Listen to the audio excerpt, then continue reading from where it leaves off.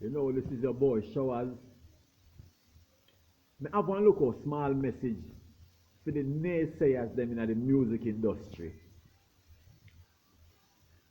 Especially radio disc jockeys, players of the music industry. When you release one song on ear, but they release it on the social media, music streaming platforms, or you release it on radio. When you release a song in general, don't you release an artist, a compilation of an artist. When you release a song, you release an artist, you release a rhythm, you release a studio production, you release a rhythm, you release a label, you release an engineer, and a producer. Let's put it that far. Seven entity release. When you release a song, you release a seven band member entity. Isn't that so? Because that's what I have figured. That's what I've learned. That's what I have gathered. It takes that amount of people, even more. It takes a lot more people in some cases to put a song together. Isn't that what happens when you release a song on air? Isn't that what producer does? Isn't that what producer wants? Isn't that what engineer wants? And everybody in the music industry, isn't that what they're trying to accomplish when they release a song? To release all the players in the compilation. Isn't that what they're doing? All right. What is the difference that I am doing? What is the difference in what I am doing? That's exactly what I am doing. I am releasing a song. I am releasing a song made by a producer, engineered by an engineer, written by someone.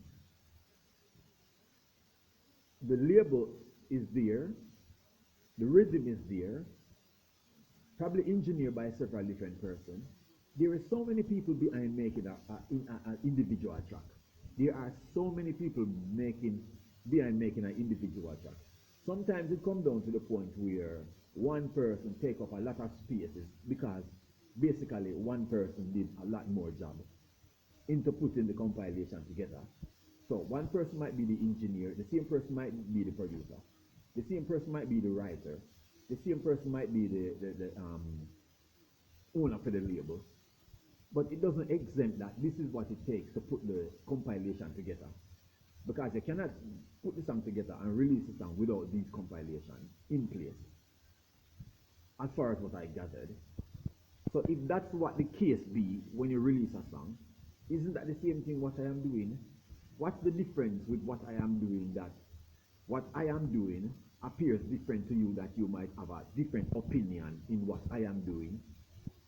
This is the only fact that you might have a different opinion, because the quality is different. But if you listen to every song, every producer made their songs different. The tempo is never the same. If you listen to one artist produced by different labels, the volume, the decibel is different, the volume is different, only because it is optional for you, the player, to use the volume. That's why volume are on every mixer. That's why volume is on every one of these instruments. It's on the preamp, it's on the power amp, it's on the cross. Volume is on practically everything. So you now, if the decibel is supposed to be 75 and someone made it 70, all you have to do is crack your volume. If you put it in your system, and it's playing a little below the volume that you set your system for, that's why this system was made to adjust. It's never at 100. It's never at 100. The volume button is never at 100. The volume button is always at a minimal, below 10, or somewhere above 10, between 20. Because you cannot play at the decibel of 100 nowhere without distorting something, even the hearing of someone. So that's why volume is there. If you're gonna argue the volume, then I can say just turn up the volume. If you're gonna say the quality is low, just turn up the volume. All right, this is it.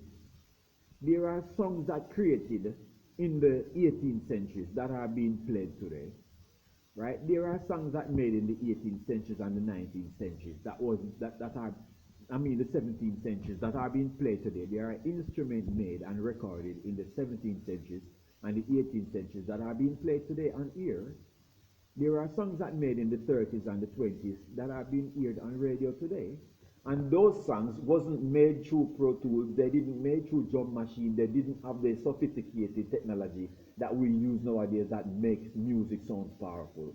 It's just a little instrument. If you go to bebop, if you go to mento, if you go to skia, if you go to those genre, you will find those genre of just the pure raw instrument you're hearing because they have to record through the dots. There wasn't any cut and splice and edit. You have to just record straight through the dots. So it's just one take. The instrument have to be playing with the artist, or one of them have to be played at any given time. Straight. There is no cut splice, no editing. So the instrument, just as the instrument play, that's how the instrument is recorded. But yet still those songs were hit songs in those days. They made number one place. They made hit, some of them even last to today. A lot of those songs made in the 30s and the 20s and the 19th centuries, they even still got strength in them and meaning in them to play to this day. So if you're gonna argue the point that the song is not beefed up enough to play, all you have to do is turn up the volume. That's all I would argue. Instead of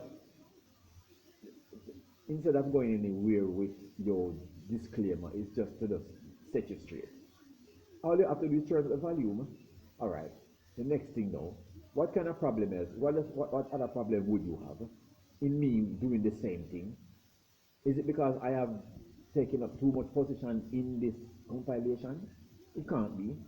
The compilation was done by me, and I have to do a lot of things. Basically, the compilation was done by me because I didn't have an artist. I created the record label, and I didn't have an artist. I was at the time, I was at the time making a break as an artist. The record label came out just the same time. I didn't have an artist, so I have to push myself. Unless you're against me pushing myself. But I didn't have an artist. What was I supposed to do? Let the label just be out there? What would be the point for the record label just be out there? What would be the point? I don't have a recording artist. I couldn't sign an artist because I was just breaking out as an artist. What would be the point for me to sign? What would I be paying an artist and expect from an artist to be doing for my label, a newly breakout label, just the other day? Unless you disagree or disgruntled over that, why you would oppose to or have any doubt about me releasing a track. Maybe I'm supposed to get too much rights or too much royalty to this one compilation. All right, say the rights for the copyrights. I am the writer. I'm the author for the song. I produce the song. I engineer the song. I own the record label. I own the rhythm. Right? Say for instance, all these royalties gonna come to me. Right? The record belongs to me. Are you having a problem with that? Isn't the same thing what another producer would be doing with a song that releases 7 to 10 different artists? It's the same thing, only the thing is that I am the only one who is doing this. Alright, it's not being selfish. If here's where you want to take it. Oh yeah, you're too selfish. So many things and so many royalties is going to go to you, and it doesn't look fair. Alright, let's talk about fairness then. What was I supposed to do? What was I supposed to do? I have the craft in me, I have the skill in me, and I said to myself, may as well I just do this because I don't have anyone to call upon immediately to say, come on, do this. Even if I chose to wait to this day, I could still call upon someone, but who would I call upon? I would have to be begging some famous artist out there to give me a single, so to make my label becomes prominent. Then my exclusive rights would immediately go to that artist, and right there and then that artist can make millions of dollars off of my record label, my newly founded record label, where I'm just trying to get recognized. I'm just merely trying to get recognized while you're making millions of dollars off my exclusive rights just because you're a big entertainer and I want a single from you. This is what I would do. That's what Kendrick Lamar did to UMG. I don't know if I should have said that. For entertainment.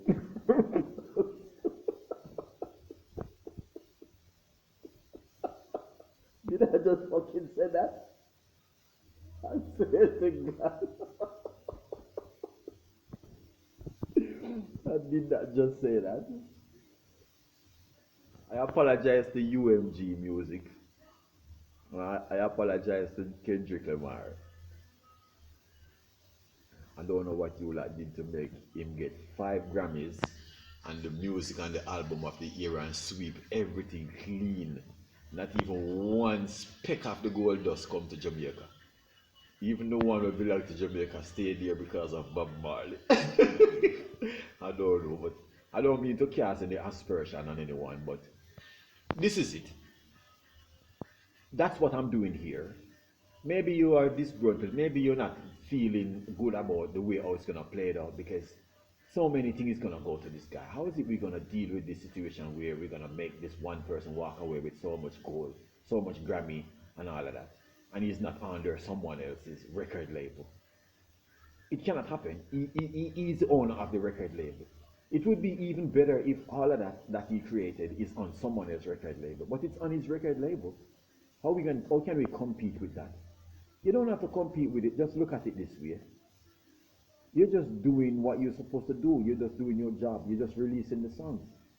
I could tell you lies upon lies and said, oh yeah, this song was created by this studio and the producer is that and the engineer is that and the writer is that. I could give you a list of names that doesn't exist. And when you ask me from them, I could say I'm the upfront person. You speak to me just to throw shade on my lies. And you couldn't say otherwise. But I tell you straight up and plain, oh yeah, this is my production, 100%. You want in on it? This is all gonna work. My rights stay with me and my exclusive rights stay with me. You get 20% from the pay that you make me made. Is that a problem to you? Do you have a problem waiting until weekend to get your salary? Or you want me to pay you now in advance your weekend salary? Is that the problem? Do you want to work for me and create the money that I should pay you out of weekend? Or you want me to pay you some money to work for me for the whole week? Is that what you want? That's not how the system works. You work and then you get your paid on weekend. Are you going to look at so many things and are you going to look at so many things and become a spanner in the works of progress in your own way? You're going to stand up in your own way. Though if you look at the man collecting so much, you will not see him paying out anything. But you will not see him paying out anything to any workers. But at the same time, for his work to get where he wants his work to get, now that he created the merchandise, he has to ship the merchandise. You have to pay for shipment, you have to pay for oil, you have to pay for transportation, you have to pay workers to transport, you have to pay for security, you have to pay for protection, you have to pay for his merchandise to get to the safe marketplace. How is it that you see him not paying nothing? The amount of money that he put into bringing the merchandise for you to see the merchandise. How is it that you can say that nobody's going to benefit from him when this merchandise gets to where it's going? All the people that he was supposed to pay to do this thing, he didn't have the money, so he does it for himself. Didn't it cost him? Where did he get microphone from? Where did he get computer from? Where did he get electricity from? Where did he get all these things from to put these things together? Where did he get programs from? Where did he get rhythm? Didn't it come at a cost? Did he just pop these things out of a magic one or out of a magic box? Come on, be reasonable. If you just look through this tunnel vision, you will just see me as a person who is greedy and selfish. You cannot look through that lens. You cannot look through that lens looking at success or looking at progress or looking at someone's dreams and aspirations. Alright, look at it this way. There are songs that are on here that really disc jockeys plays every single day they come on here. And they play those songs for years. And those songs are songs belonging to people who are close to them. And those songs go nowhere. They didn't make Billboard, they don't make number one, they don't make no chart, they don't make nothing. They're just fit for airplay. But yet still, those disc jockeys play those songs every time they come on here. For years they do it. And I've listened to some songs that I've made that are made in the same time my songs were made, and I've heard those songs being played on here to this day. The same time when my song was released, those songs were released and are being played on here to this day by the same disc jockey. But if I don't pump my songs, it, it goes to shows. If I don't get my song pumping, it goes to show that you're on your own, regardless of the talent that you have, regardless of the greatness that you possess, regardless of the wealth that you create. Next thing, what do you call wealth? What do you call riches? What do you call values? How do you determine value? Because someone tried to show shade at something that they consider to be non-value, of non-essential. What do you consider something to be of non-value? Where does value come from? Look at it this way. When you gonna talk about value and put value to someone's things, diamond, diamond is a piece of rock found inside of a cave by human beings who invested in that piece of rock and sell it to your girlfriend or your wife who request a ring from you on her wedding day. And you paid a lot of money. You went into your bank account and you paid a lot of money for that diamond ring for your wife on wedding day. And you brag about that diamond. That's a piece of rock found inside of a cave. Someone invest in polishing and make a ring and melt up some mold in something and make a ring for your wife. You pay a lot of money for. How do you see that as value? And you wouldn't see what someone else goes and into their studio and spend money to create a song and compile it and put it together on a record and release it. You would look at it as non-value. But the piece of rock that you went into the store and buy from your wife, from the store for your wife, you considered it to be value. It's the same circumstances apply to life circumstances one does to another, to put value to things. If you don't put value to the things that you created, who's going to put value to it? Everyone can just come and say, I'm not paying you more than $100 for it. When you say it's $500 for my stuff, find a market that buys your stuff and respect your price. Don't negotiate your price with cheap people. That's what I'm saying to you, who wants to put value, who want to devalue things. You don't devalue anything. When you need the thing, it becomes essential and you will pay everything in your position for it. When you become sick, you would spend all the money in the world to get well. But you would disregard the doctor and you would disregard the hospital and you would disregard medication. But if you don't take it, you will see the further results. So you have to value the thing. If you don't value the things that nature bestow on you, who is going to value it for you? You go into the woods and you find something and you call it gold. And you call it gold. It wasn't named gold out there. It wasn't named gold out there. You call it gold. And you melt it and you polish it and you buy things and you put it to it and then you sell it for a workload of money. And people buy it from you and call it value. It's a piece of molten iron inside of some mountainside they found or in some riverbed. It's the same circumstances that apply to life circumstances in every walk of life, even yours. So before you rubbish someone else's value, before you devalue someone's price, you just look at how you would like your price to be maintained. That's it. All right. So the next thing, Michael Jackson. Michael Jackson created. Michael Jackson is one of the greatest pop singers in the world, and Michael Jackson does songs that I would fail him for. Michael Jackson is one of the greatest pop singers in the world, and Michael Jackson have songs that I would fail him for, without a shadow of a doubt. But that shouldn't exempt Michael Jackson from pursuing greater heights with what wasn't. You just have to just pursue your dreams and put your dreams to reality and make people believe in your dreams and sell your dreams.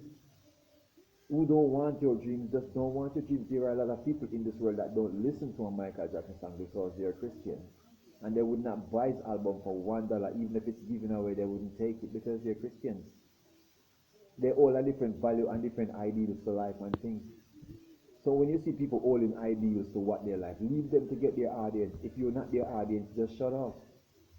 You don't have to try to shut them off. You shut off. If I'm listening to a radio station and it doesn't suit me, I just switch. I got choice. But the person who is trying to make an audience and trying to build a fan and try to create a price and create a brand and don't try to be like that to the brand. Because you wouldn't want nobody else to be like that to your brand. Right? The things that we want for ourselves, we shouldn't give it to others. Alright? Just reflect on them little things there. Right? Just reflect on them little things in your life and just know say a life set up. Because you have to live to let others live. Right? When you see things that go a certain way, you cannot be out there trying to lean it up on a certain way or try to put it on next way because sometimes you have to just be like water around a rock in a river. Sometimes you have to just be like a river around a rock. Just flow. There's the next thing that we want to tackle now. A song made in Jamaica by a Jamaican. It is done R&B style.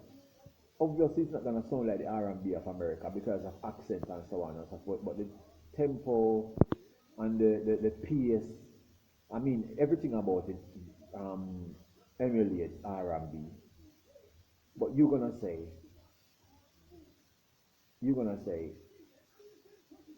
it's not suitable for Jamaica because it's not appealing in Jamaica because it's not reggae music or whatever. It was done in Jamaica, and because it was done in Jamaica, you have to accept the fact that even if you don't want to call it reggae, it was done in Jamaica by a Jamaican. You have to respect the era where it's done and the jurisdiction that makes it a genre. You have to respect the genre. You have to respect the genre. You have to go there. You cannot step out of that. And this message is going to one of those big music producers out there who is trying to make it look as if